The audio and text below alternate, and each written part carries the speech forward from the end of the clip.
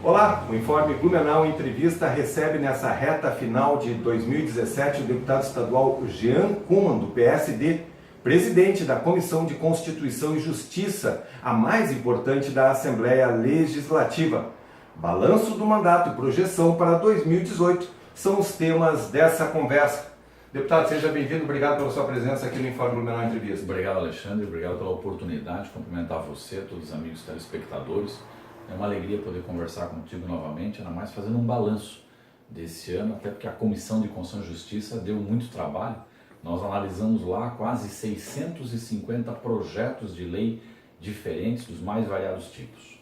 Deputado, eu até esses dias, o senhor fez um vivo nas redes sociais, no Facebook, fazendo um balanço, e eu como jornalista, como curioso, fui conferir. O senhor falou bastante das atividades da Comissão de Constituição e Justiça, que a gente imagina que tome bastante tempo. Eu quero que o senhor faça esse balanço, mas eu quero também que o senhor faça um balanço dos seus projetos, das suas votações em temas polêmicos e até eventuais emendas que tenham vindo para Blumenau a partir de sua autoria. Bom, primeiro dizer que a gente na CCJ, ela realmente é uma comissão que dá muito trabalho, né? Para você ter uma ideia, a Comissão de Constituição e Justiça, lá, diferente daqui da Câmara de Vereadores, que tem uma relação muito próxima só com o prefeito, lá na Assembleia nós analisamos os projetos que vêm do governador, os projetos que vêm dos 40 deputados estaduais, mas também a gente analisa todos os projetos que vêm do Ministério Público, do Tribunal de Contas, da Defensoria Pública, do Tribunal de Justiça, ou seja, todos os órgãos de controle, todos os poderes de controle do Estado, quando querem fazer alguma alteração na sua legislação interna, na sua forma de agir, passam pela Assembleia. Nós estamos analisando lá, por exemplo, agora, uma questão que o Tribunal de Contas quer implementar, que é o termo de ajustamento e gestão, que é uma relação entre Tribunal de Contas e prefeitos. Nós estamos analisando outros projetos de lei também, analisamos agora da Defensoria, enfim, uma série de matérias que realmente são polêmicas, outras matérias não tanto, e nós acabamos analisando isso. Por isso que a CCJ ela analisou quase 650 matérias. Só do governo do Estado foram mais de 100 projetos. Aí existiram vários projetos polêmicos no processo. Mas na última semana a gente teve dois que talvez foram os mais polêmicos, que era aquela questão do fim da pensão para os ex-governadores, que a partir de agora, quem for governador, já a partir deste momento, não tem mais direito à pensão por ter sido governador. Passa a ter o direito somente quem foi até o presente momento, ou seja, direito adquirido. Explica para nós, por quê? É que você tem a questão da Constituição, você pega lá um ex-governador, a viúva do Luiz Henrique da Silveira, por exemplo, ou quem está no exercício do mandato, você foi escolhido governador com uma regra vigente.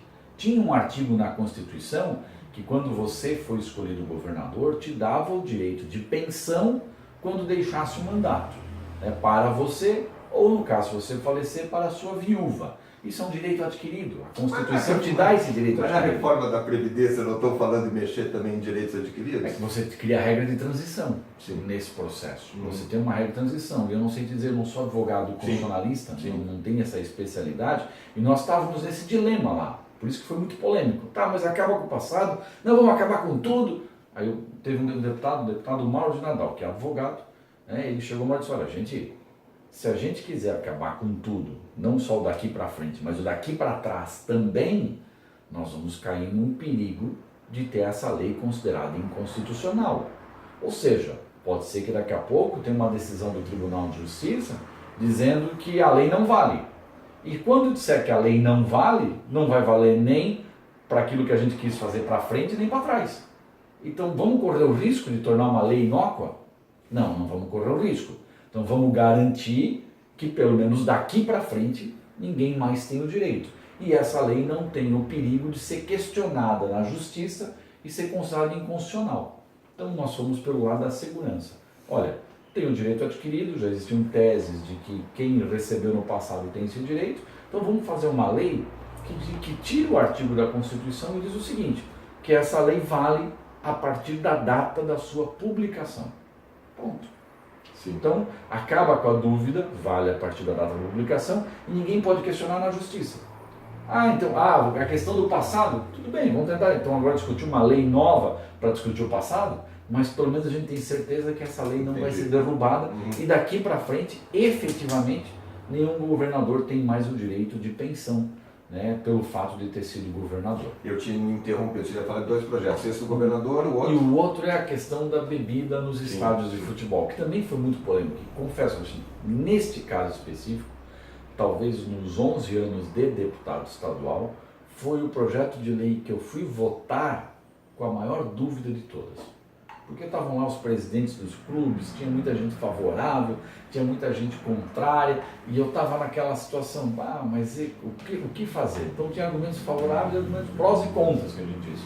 Eu acabei optando em votar pela proibição, né? Fui voto vencido, né? A maioria votou pela liberação da cerveja nos estádios de futebol, e eu votei contra, né? E te digo, eu sou um que defendo o BEC, defendo o Metropolitano, estou cobrando muito do presidente do BEC o projeto do SESI para poder adequar, para ter torcida visitante, Sim. torcida da casa, conseguir ajudá-los na liberação do estádio de Legal, futebol, frequento os jogos, mas foi uma questão muito de princípio, né? Minha no sentido de dizer, olha, eu votei muito na questão do princípio meu de família. Eu entendo que o esporte você tem que poder ir com a sua família, né? E quando você tem alguém que pode estar bebendo e pode estar mexendo com a sua família, ou daqui a pouco uma mulher que quer ir ver um jogo de futebol, tendo alguém com bebida alcoólica do lado, ela se desencoraja de ir, né? Ou de levar uma criança. Falta o bom senso ainda.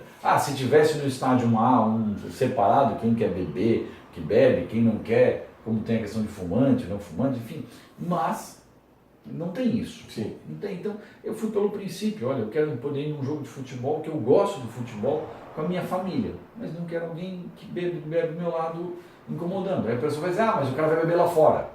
Tá, mas a confusão no jogo se dá sempre lá pelo segundo tempo, no final. Então, entre o cara beber lá fora e chegar no segundo tempo do jogo, já passou um pouco. Então, já baixou a adrenalina da pessoa. Então, né, e com bebida lá dentro, o cara vai beber lá fora e vai continuar bebendo. Então, todos os dois lados têm os seus argumentos, Sim. que devem ser respeitados. Eu fui por uma questão de princípio de que eu acho que eu não posso querer ir com um local que a minha família não se sinta bem. Então, no sentido de preservar, né, a ida com a família, o bom senso nesse aspecto. Algum projeto de sua autoria que o senhor destaque, é o projeto mais recente? Agora a questão, eu tentei valorizar um pouco a nossa questão do Oktoberfest, como patrimônio material do Estado, algumas coisas nesse sentido, mas um dos projetos que talvez me dá mais alegria de fazer é um que inclusive eu tive a oportunidade de utilizar, que é aquela questão de você, né, dos projetos todos que eu fiz até hoje, aquele de você poder ir no cartório e dizer para o servidor, olha, eu tenho um xerox aqui, tu não precisa mais ir lá no cartório para autenticar a fotocópia.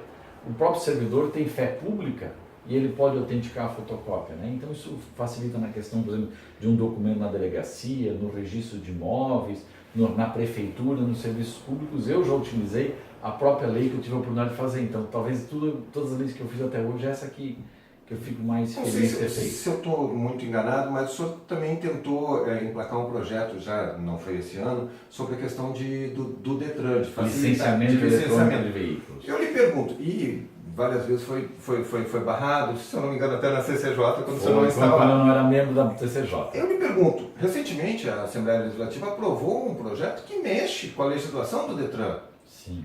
Né, que é a questão da pontuação dos carteiros motoristas. De autoria do deputado Gelson Merizo. O Rio Grande do Sul já funciona assim, vários estados brasileiros são muito avançados na questão do licenciamento e Santa Catarina é arcaico. Por que não se mexe com isso? Qual é a dificuldade? Aí que vem as grandes questões. Eu tentei fazer essa mudança, foi considerado inconstitucional e entendo que realmente os argumentos da CCJ tinham sua razão legal e constitucional. Ele vai dizer, mas tem o projeto do Merizio, que também mexe com o trânsito. Neste momento, o projeto do Merizio se entendeu de que era importante porque mexia com várias pessoas em Santa Catarina. E aí o que acontece? Né? Começou a entrar esse assunto. Sim. Agora é uma oportunidade de, quem sabe, a gente voltar a discutir a questão do licenciamento feito de forma mais eletrônica, de forma mais interativa na internet. Porque às vezes eu me questiono sobre a questão do documento do veículo. Você, Alexandre, eu, Jean, eu tenho a minha carteira de motorista que tem validade, eu tenho o meu RG que tem validade. Então, o documento do carro, Eu me questiono muito sobre isso, mas aí é uma questão muito federal também. O documento do carro, se eu não mudei a característica do meu carro, não bastava apenas eu fazer uma vistoria para ver se o carro está em dia. Por que eu tenho que fazer um novo documento, um novo emplacamento? O que você recebe em casa? Você pode pagar pela internet? A essência, né, está nisso. Bom, mas se tem que fazer, então por que não é algo se eu não mudei a característica do veículo, por que não é algo automático? Em alguns estados já que não exige essa vistoria. Em alguns estados já estão propondo a utilização, inclusive, de documentos de carteira de motorista, até via celular, tá ali, não tem problema. Se você tem o documento do carro, e você não mudou nenhuma característica no veículo, a questão é a taxa do licenciamento, então pega esse documento, vai lá no caixa do banco, eu quero só pagar o licenciamento. O banco te dá um comprovante que você pagou, não precisa fazer papel novo. É isso. Né? Mas são coisas que a gente quer discutir e eu quero levar isso agora novamente, aproveitar esse gancho, né, de que houve essa aprovação da questão da carteira do motorista, porque eu entendo de que esse projeto é importante para Santa Catarina. Já conversei inclusive com o governador sobre o assunto também, está sendo estudado, mas tem que ser feito. E aí vamos lá, não adianta fazer uma lei. A lei do Gelson Melício, eu tenho dúvida, eu acho que ela vai ser, alguém vai questionar na justiça. Esta lei do licenciamento eletrônico deveria partir do executivo. Estou tentando sensibilizar o governo do estado nesse aspecto. Se não partir, a gente pode fazer a discussão, mas aí vem aquela questão. É importante discutir, mas talvez ela seja considerada inconstitucional. Então, vale a pena fazer uma lei inconstitucional só para fazer média? Fica a dúvida. Eu quero lhe perguntar, queria que você explicasse como é que está funcionando essa questão das emendas do orçamento, emendas positivas. Esses dias eu já recebi balanço de alguns deputados, que liberou tanto de verba para o Estado. Como é que funciona e como é que foi a sua participação para Blumenau nesse caso? Bom, como é que funciona o processo? O deputado sempre pôde fazer emenda no orçamento. Sim. Primeiro deixar claro para as pessoas o que é esse orçamento do Estado, né? Existe uma lei que é aprovada sempre no final de cada ano, onde o governador manda essa lei para a Assembleia, dizendo o seguinte: no ano seguinte o Estado deve arrecadar tanto em imposto, taxa, e desse que ele vai arrecadar, o governador pede autorização através dessa lei para gastar isso na saúde, isso na educação, isso na infraestrutura. Isso é o orçamento do Estado. É uma lei que diz quanto arrecada e onde o governo pode gastar. Dentro desta lei, existem as emendas parlamentares impositivas, que surgiram este ano, novidade. Então agora o deputado pode fazer uma emenda parlamentar impositiva. Cada deputado tinha dentro do orçamento do Estado um valor de aproximadamente 5.750.000 para apresentar de emendas impositivas. Então o deputado apresenta todos os municípios que ele tem base eleitoral. Eu hoje trabalho em quase 50 municípios diferentes, então a gente vai conversando e vendo uma prioridade para cada município. Às vezes um município é uma ambulância, o outro é uma reforma de uma escola e aí vai. Para Blumenau eu coloquei 3 emendas em 3 áreas diferentes. Uma para tentar fazer a recuperação, ou pelo menos melhorar a passagem da ligação Velha Garcia, para fazer a macadamização lá de um trecho. Outra para custeio dos nossos hospitais e outra para algum recurso para a reforma das escolas de Blumenau da rede estadual. Dá em quanto em dinheiro, mais ou menos? Isso dá em torno de R$600 mil. O valor é aproximadamente R$600 mil as 3 emendas. Além disso, existem emendas guarda-chuva. Então você coloca lá para compra de equipamentos para agricultura, que daí você ainda não define neste momento qual é o município que vai receber. Entendi. Então você faz emenda que a gente chama de guarda-chuva. Deputado, o senhor já é um deputado bastante experiente, o senhor é da base governista, o senhor é do mesmo partido do governador Raimundo Colombo, e talvez a grande dívida do governo do estado de Santa Catarina com Blumenau e região é a questão da segurança pública. Com certeza. Novamente teve um concurso, a finalização do curso da Polícia Militar com quase 1.000 policiais. Havia uma demanda de Blumenau para que Blumenau fosse contemplada para corrigir as distorções do passado, mas essa expectativa não se concretizou, apesar de virem números parecidos com as outras cidades, ter um equilíbrio, mas na última chamada do ano passado não houve um equilíbrio. Então o que se esperava... houve na época do próprio Ronaldo Benedetti, no passado, quando o Luiz Henrique era governador, uma discriminação muito grande com a nossa região. E lá é que começou esse grande... Lá que talvez foi o momento mais forte para gerar esse desequilíbrio. E hoje, de todas as grandes cidades de Santa Catarina, Blumenau é que está mais defasada nesse sentido, perdendo para Lages, por exemplo, que é a terra do governador. E se reclama muito que os nossos deputados, independente de serem base ou não base, não fizeram o berreiro, usaram a tribuna para ser contundente, para cobrar do governador essa questão da segurança pública. Como é que o senhor avalia isso? Não dava para dar uma apertada, uma conversada? Primeiro te dizer que eu conversei muito com o Gruba, com o Paulo Henrique, com o Nitz, que são os responsáveis pela segurança pública no Estado. Né? E eles tentaram fazer, de alguma forma, melhorar a situação. E conseguiram trazer para Blumenau aquilo que Joinville recebeu de efetivo, basicamente. Então, a posição deles, olha, vamos tentar recuperar essa defasagem de Blumenau, dando o mesmo que Joinville, que é uma cidade muito maior, e aí a gente vai, com o tempo, conseguir recuperar essa defasagem, porque eles mesmo disseram que não tinham como fazer isso de uma única vez. Eles reconhecem essa defasagem, reconhecem isso. Tanto é que eu tive a oportunidade de agendar com o grupo uma reunião, levando as entidades empresariais de Blumenau, atendendo também um pedido dos nossos vereadores de poder conversar com a segurança pública, e eu tinha uma expectativa de conseguir trazer para a região de Blumenau em torno de 150 policiais. Né? A região ficou com cerca de 90, 80, 91. Alguma coisa nesse sentido. Então, o que acontece? Blumenau está realmente defasado. A gente sabe que para suprir, para equiparar, tinha que vir no mínimo esses 150. Tem um compromisso do Gruba, que é trabalhar historicamente, para trabalhar nos próximos também, para resolver como ele fez neste, igualando a Joinville. Então, se a gente conseguir passar por uns 3, 4 concursos, igualando sempre a Joinville, e agora com a diminuição das aposentadorias, acredito que a gente vai melhorar isso. Mas o grande problema é a aposentadoria, e realmente, assim, tem essa defasagem, a segurança pública do Estado reconhece isso, né? Eles tentaram de alguma forma, mas não conseguem fazer isso tudo numa única lambada. Então, a posição deles foi, olha, vamos fazer como Joinville, porque daí em questão de 3, 4 concursos a gente consegue recuperar essa defasagem histórica que Blumenau tem, e eles não negam que tem. Quando acontece esse tipo de episódio, também vale para as questões federais, o que todo mundo reclama é a nossa falta de representatividade política, a falta de representatividade política, falta de força política de Blumenau. Hoje, Blumenau tem 3 deputados estaduais, são quase 10%, se for ver, de todo o conjunto. Como é que o senhor analisa isso? A gente vai dizer, todas as regiões do Estado sempre dizem que tem falta de representatividade e quem está lá não presta. Esse é um discurso que a gente ouve em todos os locais. E é natural, é legítimo isso, as pessoas falarem isso. Mas imagina o seguinte, se nós, com bem menos habitantes do que Joinville, tivemos uma divisão parecida com Joinville, imagina o que Joinville fala dos seus deputados quando comparam com Blumenau, dizendo, Blumenau é menor, recebeu a mesma quantidade praticamente.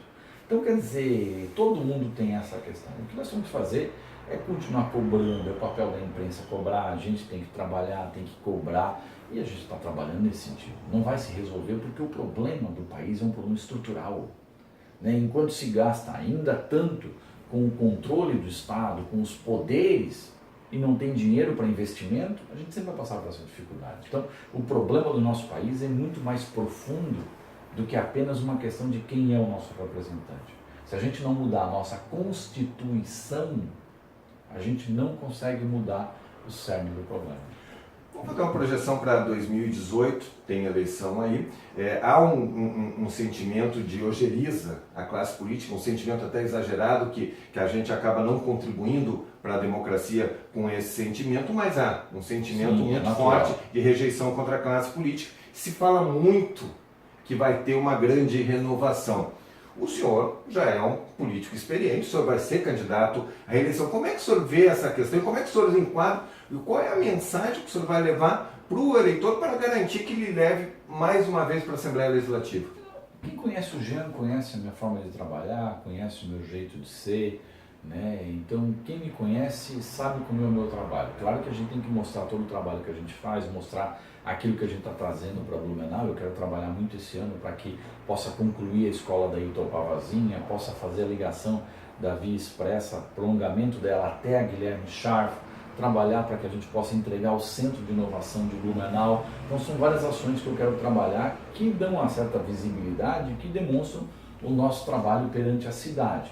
Isso é uma das correntes que a gente quer fazer. A outra é mostrar a nossa seriedade, o nosso compromisso, né, com a verdade, o nosso compromisso em atender a população, em estar sempre à disposição de trabalhar, mas sempre respeitando a decisão do cidadão, a decisão do eleitor. Vai haver o sentimento de mudança? Vai, como tem em toda eleição. É natural esse processo. E é legítimo, e é salutar, né, você fazer. Agora, não adianta mudar só por mudar. Mudar sem mudar as regras do jogo, sem mudar a Constituição, adianta muito. Mas e adianta você mudar e não cobrar de quem você colocou lá? Então tem que também ter uma mudança no papel da sociedade no processo. Mais cobrança, ser mais crítico, as pessoas estarem mais próximas do mandato, porque as pessoas têm raiva da política hoje, têm nojo da política. Mas as pessoas têm o nojo e a raiva e se afastam dela. Deveriam ter o nojo e a raiva e mudá-la, não se afastar dela. Né? Você se afasta da política, acaba permitindo com que os maus governem. Né? Quando os bons se afastam do processo, quem toma conta do processo são os maus. Então os bons não podem se afastar, por mais que tenham raiva. Só que, claro, quando tu vê um caso que nem o do Pisolatti agora, você vai ficar com raiva de todo político. Você vai achar que todo político dirige e bebe. Lembrando que é uma questão totalmente pessoal, grave, muito grave, mas é pessoal, não podia ser com o político, podia ser com o médico, com o jornalista, com qualquer um. Mas quando você ouve a história de alguém na igreja falando de pedofilia, você acha, pô, mas peraí, todo mundo na igreja é assim? Ou quando você, né, vê um jornalista tomando uma postura, mas será que todo jornalista é assim, ou todo advogado? Não pode generalizar. Mas no caso da política, como a política está muito contaminada, né, e os bons exemplos são raros, e são raros porque não são divulgados, é muito mais fácil você divulgar um mau exemplo do que um bom exemplo, porque repercute muito mais, e aí tem toda uma questão de capitalismo, tem toda uma questão de necessidade de vender um jornal, vender um programa, enfim, tem toda essa questão, Alexandre. Então você pega um caso como o Pisolatti, ele viraliza para toda a classe política. Sem dúvida. E aí as pessoas acabam, então todo político é assim. Sim. E aí acabam generalizando. Mas isso faz parte do processo, eu já aprendi a entender esse processo. O que eu tenho que ter? A minha consciência tranquila. Eu tenho que saber que aquilo que eu faço é aquilo que eu posso fazer de melhor para as pessoas. E ter isso tranquilo comigo, com a minha família, com as pessoas que acreditam em mim, com as pessoas que eu conheço e com a minha cidade, porque tudo que eu tenho hoje na vida, eu devo a Blumenau, eu devo à região, né? Porque eu vivo em função disso e hoje eu sou deputado graças à região. Deputado, nosso tempo está estourado, mas eu quero lhe fazer mais uma pergunta, aproveitando a sua experiência, o conhecimento dos bastidores sobre o cenário eleitoral para o governo do Estado em 2018. Todo mundo está aguardando o movimento do governador Raimundo Colombo, que a partir dele as peças começam a se mexer. Nas últimas 2 semanas, 3 semanas, o governador já mais ou menos sinalizou. Deixou claro o seu desejo de ser senador. Sinalizou o seu desejo, mas havia a expectativa de que momento que ele ia deixar o governo do Estado, porque aí também sinaliza uma negociação com o PMDB. E lembrando que nesse momento PMDB, PSDB, PSD estão com candidaturas colocadas, então há um cenário que ainda não se sabe quem vai com quem. Hoje nós temos pelo menos 4 candidaturas, aí não podemos esquecer do Partido dos Trabalhadores, do deputado Décio Lima, 4 colocadas, mas ninguém garante que essas serão 4 candidaturas. Podem todo mundo se unir ou podem até surgir outras candidaturas. Qual é a sua avaliação nesse momento? Você está posto hoje, né, que o PMDB terá candidato, que o PSDB, através do Paulo Bauer, tem o desejo de ser candidato. Nós, do PSD, temos o Merizio, que construiu uma grande aliança, que, diferente dos outros, conseguiu construir uma base de partidos para estar preso no processo. Mas o PP do Espiridião Amin é o outro PP. Aí que está, né? O PP tem o Espiridião Amin que deseja, mas o PP hoje tem muito a ver com os deputados estaduais, e o PP já tomou uma decisão em convenção de que estará junto com o PSD no processo, assim como o PSB também tomou essa decisão. Então tem o PMDB, o PSDB, que tem esse desejo de Paulo Bauer, o PSD, o PT, né, através do Décio Lima, que tem que ser respeitado, e é um nome que vai pegar um nicho. Que vai pegar um nicho e que merece o nosso respeito. O Décio Lima corre num processo mesmo de desgaste do PT, mas ele, como pessoa, tem a sua credibilidade, tem o seu eleitor. Então, é um cenário que para mim é uma incógnita também nesse aspecto. Mas são 4 candidaturas postas. O governador Raimundo Colombo já tomou a decisão de ser candidato a senador. O que a gente precisa é começar a ver agora. Será que o PMDB vai com o Mauro, vai com o Pinho Moreira, se ele ficar como governador? Ou daqui a pouco sai um outro. Nós do PSD temos a posição do Merizio, mas o João Paulo, que tem que ser respeitado, que é o nosso deputado federal de Blumenau, que tem um nome estadualizado, o nome Clanubing é muito forte. Sim. Qual é o movimento do João Paulo até o mês de março, abril, nesse processo? Ele continua deputado federal, ele vai tentar buscar um espaço Ele continua na no majoritária? PSD ou vai para o Democratas, É como isso, todo mundo está falando? E é natural, o João Paulo é um nome que também tem que ser respeitado. Né? O Clanubing é muito forte no processo. Então o João Paulo pode daqui a pouco querer buscar o seu espaço, tem que ser respeitado. Né? O Merizio tem uma construção no PSD, que ele construiu o partido, ele se envolveu, ele buscou formar diretórios, prefeitos, vereadores. Então o Merizio tem dentro do PSD, né, uma história de construção partidária. O João Paulo tem um nome que tem que ser respeitado. Então são pessoas que podem decidir um xadrez eleitoral. Então hoje é uma incógnita realmente muito grande para todos nós. Temos muitas emoções por Muito, aí. mas dentro desse processo eu aprendi o seguinte: eu, Jean, vou ajudar o PSD por uma questão de lealdade, por uma questão de princípio. A decisão do PSD será a decisão do Jean, porque você tem partido, então você tem que respeitá-lo. Senão, se você não quiser respeitar o seu partido, então você tem que sair dele. E vou cuidar do meu mandato de deputado estadual.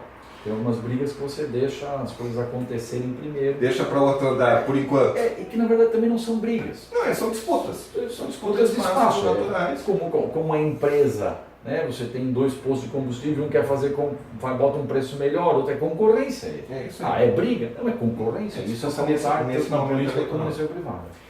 Deputado Jean Kuhn, obrigado por esse bate-papo. Boa virada de ano, que 2018 seja um ano de muito sucesso para mim. Obrigado, Alexandre. Obrigado a você, a todos os amigos telespectadores também. Atrasado, que o Natal tenha sido bom para todos e que a gente possa colher um ano novo de muitos frutos, de muita alegria. Lembrando que a gente vai colher aquilo que a gente semeou, aquilo que a gente plantou.